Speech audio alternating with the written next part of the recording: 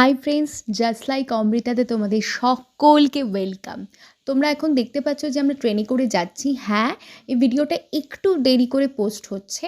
এটা আমাদের বর্ষের একদম শেষ দিন, মানে নিউ ইয়ারের লাস্ট ডে 31 ডিসেম্বর।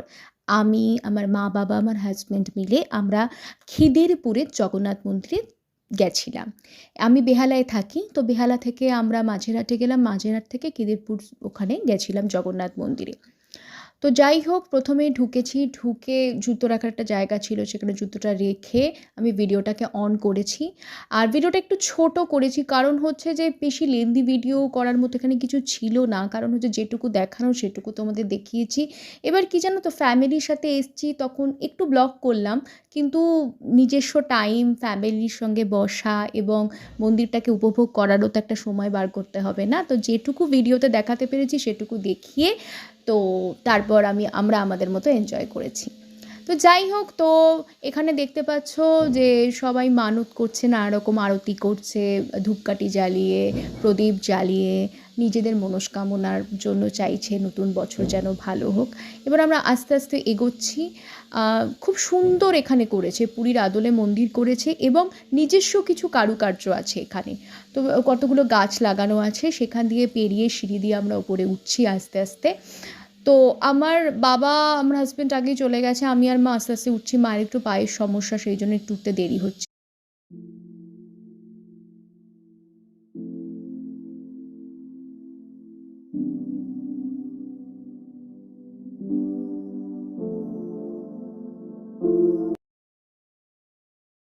বেশি ভয়েস ওভারই দিয়েছি, কারণ আশেপাশে কথা হচ্ছিল, তো আমি বেশি বলতে পারিনি, কারণ এরকম জায়গায় এসে না মানে একটু কম কথা বললেই ভালো। আমার বাবা বললো যে এখানে বাসের ওটাকে পেরিয়ে এসে পুজোটা দিয়ে নে, কারণ হচ্ছে এরপর ভিড়টা হবে। তো আস্তে আস্তে আমি ঢুকছিলাম, তার আগে কটাগুলো ভিডিও শ্যুট করে নিচ্ছিলাম, কারণ এরপর বেশি ভিড় হয়ে গেলে না এই শ্যুটটা করা যায় না। এখন একটু ফাঁকা ফাঁকা লাগছে। তো এখানে অনেক ছোটো ছোটো মন্দির ছিল, যেমন সূর্য মন্দির, মা লক্ষ্মীর মন্দির, আরও কিছু দেবদেবীর মন্দির ছিল, তো কটা আমি ভিডিও করেছি। তো আর কারুকার্যটা এত সুন্দর ছিল, আর দেখো ওপরে ধ্বজা দেখা যাচ্ছে, খুবই ভালো লাগছে। সবসময় পুরী যাওয়া হয় না, তো আর তার ভাইবসও পাওয়া গেল। আমার হাজব্যান্ড ওয়েট করছিল আমার সাথে যাবে বলে, তো একসাথে আমরা দর্শন করলাম শ্রী জগন্নাথ দেবের। তো তোমাদের সকলের মনস্কামনা পূরণ হোক, শ্রী জগন্নাথের কাছে বলা রইল আমার। আর নতুন বছর যেন খুব ভালো কাটে। এখানে অনেকে পুজো দিচ্ছিল, তো কিছু স্টিল ফটো নিয়েছি তোমাদের জন্য, কারণ বেশিক্ষণ তো ভিডিও করতে পারবো না, তা কতগুলো স্টিল ফটো তুলে নিলাম। আচ্ছা, জগন্নাথ দেবের যে মেন মন্দিরটা রয়েছে, মূর্তিটার বাইরেও ছোট একটা মূর্তি রয়েছে, যেরকম পুরীতেও থাকে, যে ওখানে যদি অনেক ভিডিও বা ছবি তোলা না যায়, তো বাইরে এসে যেন অনেকে ছবি তুলতে পারে, ভিডিও করতে পারে, তো সেটা আমি করেছি। আর খুবই ভালো লাগলো, মনটা ভরে গেল জানো তো। মানে দেখো, সবার তো সব সময় পুরীতে যাওয়া হয় না, তো ছোটোখাটো এরকম যদি মন্দির থাকে শ্রী জগন্নাথ দেবের, আর এখানে খিদিরপুরে পুরী আদলের মতো করে ছোট করে করার চেষ্টা করেছে, আর বছরের শেষে মা বাবাকে নিয়ে একটা আশাটা না অন্যরকম। আজকে আমরা খিদিরপুরে জগন্নাথ মন্দিরে এসেছি। খিদিরপুর জগন্নাথ মন্দির অনেকেরই হয়তো জানা আছে, আমরা বেহালা থেকে এসেছি। এরপর আমরা প্রিন্সেপ ঘাট যাবো বছরের শেষে। আজ আমরা ঘুরতে এসেছি। বছরের শেষটা একটু অন্যরকম করে কাটানো যাক মা বাবার সাথে সবাই আমরা। তো এটার পর বাড়ি যাব।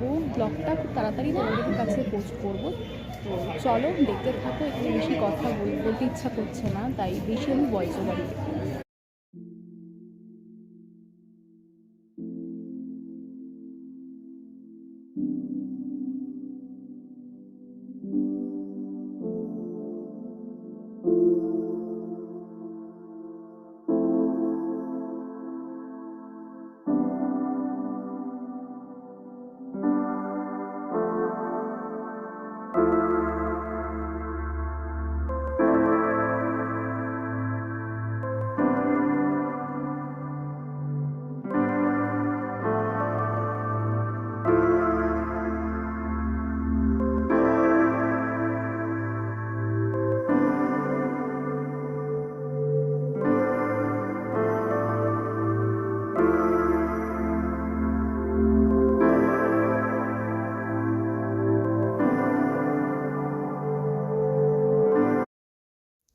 এবার আমি ওপর থেকে মন্দিরের নিচটা যেখানে আমি ঢুকেছিলাম সেটা আমি ভিডিও করছি।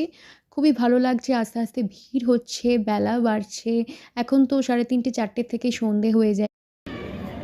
বছরের শেষটা ভালোই কাটলো।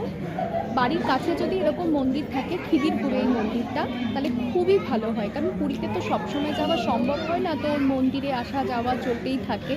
তো বছরের শেষটা আমাদের একটু অন্যরকম কাটলো মা বাবার সাথে সবাই মিলে মন্দিরে। যেটুকু টাইম আমরা স্পেন্ড করলাম খুব ভালো। তো ব্লগটা এখানেই শেষ করছি, কারণ হচ্ছে আরেকটু কিছুক্ষণ সময় মন্দিরে বসবো, থাকবো, মন্দিরটাকে উপভোগ করবো। তো ব্লগটা ভালো লাগলে লাইক, শেয়ার, কমেন্টস আর সাবস্ক্রাইব করতে কিন্তু একদম ভুলো না। আবার নতুন একটা ব্লগে তোমাদের সাথে চলে আসবো দেখা করতে। টাটা।